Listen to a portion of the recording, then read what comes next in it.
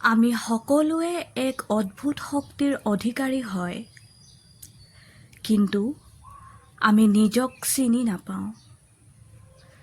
আমি নিজক আৱিষ্কাৰ কৰিব নোৱাৰোঁ।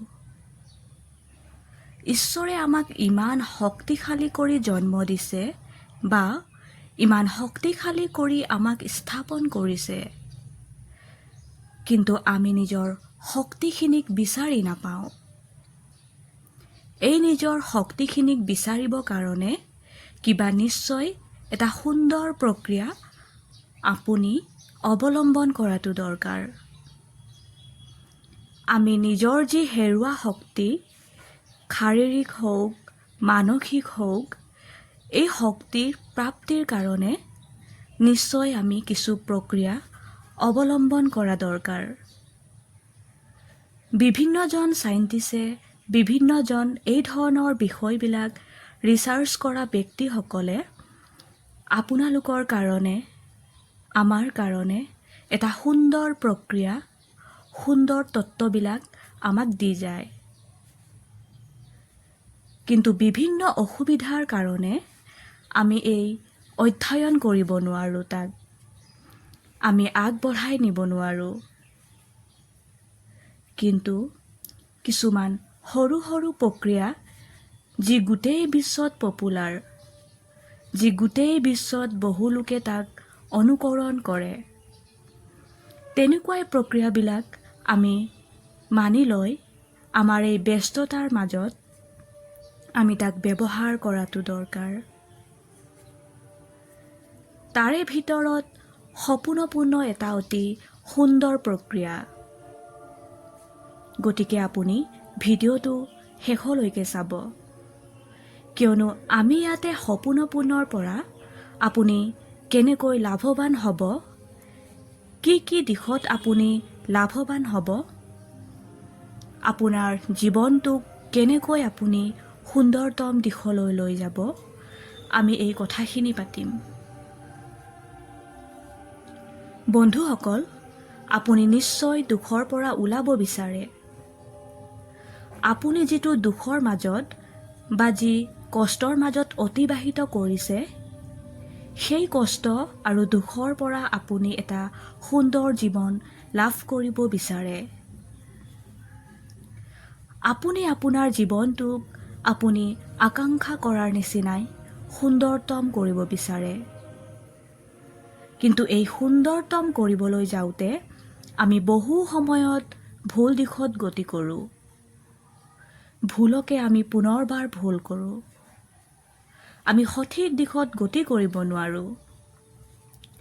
আৰু সেই কাৰণেই আমি বিভিন্ন গুৰু, বিভিন্ন ধৰ্ম, যিসকল শ্ৰেষ্ঠ লোক, তেওঁলোকক আমি অনুকৰণ কৰোঁ।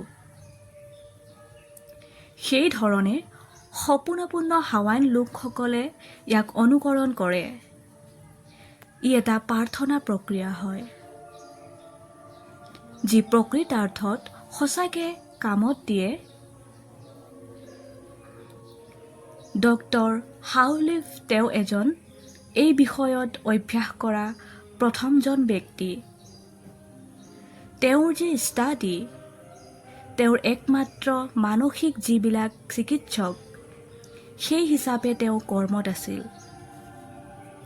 আৰু তেওঁৰ যিবিলাক পেচেণ্ট আছিলে, সেই পেচেণ্টসকলক তেওঁ এই প্ৰক্ৰিয়াটোৰ জৰিয়তে ট্ৰিটমেণ্ট কৰিছিল আৰু সঁচাকৈয়ে 100% ৰিজাল্ট পাইছিলে। এইটো এটা অতি সুন্দৰ প্ৰক্ৰিয়া, কিন্তু এই প্ৰক্ৰিয়াটোক ছিষ্টেমিক ৰূপত কৰাটো অতি দৰকাৰী।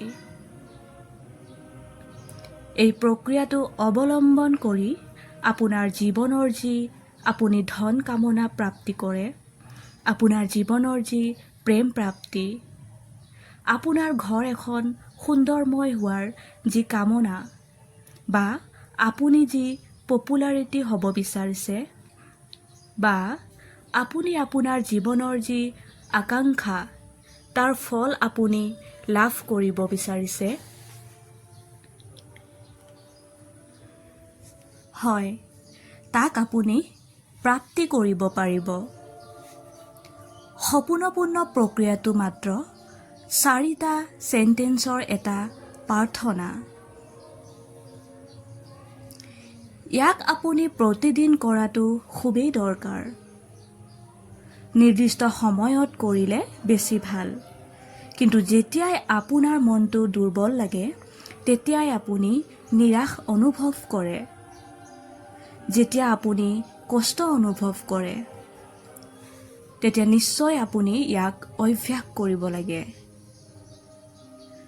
আপুনি বিশ্বাসেৰে কৰিব, কিয়নো অবিশ্বাস কৰি যিকোনো কাম কৰিলে ফল আপুনি নাপায়। আপুনি যিকোনো এটা প্ৰাৰ্থনা, যিকোনো এটা প্ৰক্ৰিয়াক আপুনি এটা ফুল দায়িত্ব লৈ আপুনি কৰাটো দৰকাৰ। আপুনি ৰেছপন্সিবিলিটি লোৱাটো দৰকাৰ। সপোনপূৰ্ণ ই আপোনাক শিকায়, আপুনি যি ভুল কৰিছে, আপুনি যি জীৱনত যিবিলাক কাম কৰিছে, সকলো জীৱনৰ সকলো ভুল শুদ্ধ সকলো দায়িত্ব আপোনাক ল'বলৈ শিকায়।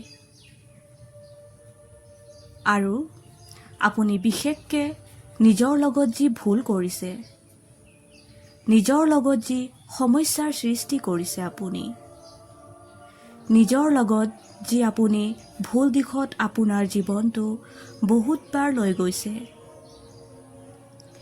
এইবিলাকৰ পৰা আপুনি নিজকে শুদ্ধতম দিশত নিবৰ কাৰণে আপুনি নিজক এই প্ৰাৰ্থনাৰ জৰিয়তে শুধৰণি কৰা দৰকাৰ। 4টা চেণ্টেন্সৰ হয়, আপুনি মনত ৰাখিব পৰাকৈ সৰু সৰু চেণ্টেন্সত। I am sorry, please forgive me, thank you, and I love you. I am sorry, please forgive me, thank you, and I love you.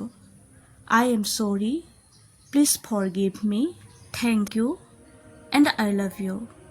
I am sorry, please forgive me, thank you, and I love you.